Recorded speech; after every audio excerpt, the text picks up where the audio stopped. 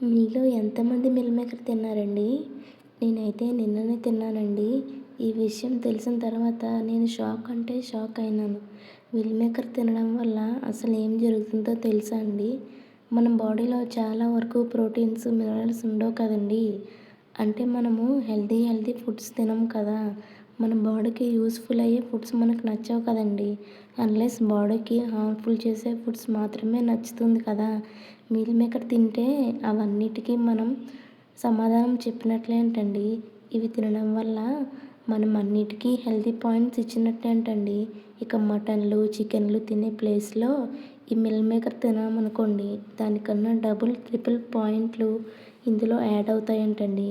ఇంకా అందుకని చెప్పి మిల్ మేకర్‌ని మీ రోజువారీ డైట్‌లో మంచిగా ఫాలో అయితే కనుక హెల్తీకి మంచిది అని చెప్తున్నారంటండి.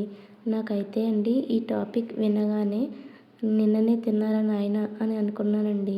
ప్రోటీన్ దొరికిందని చాలా హ్యాపీ అయ్యానండి.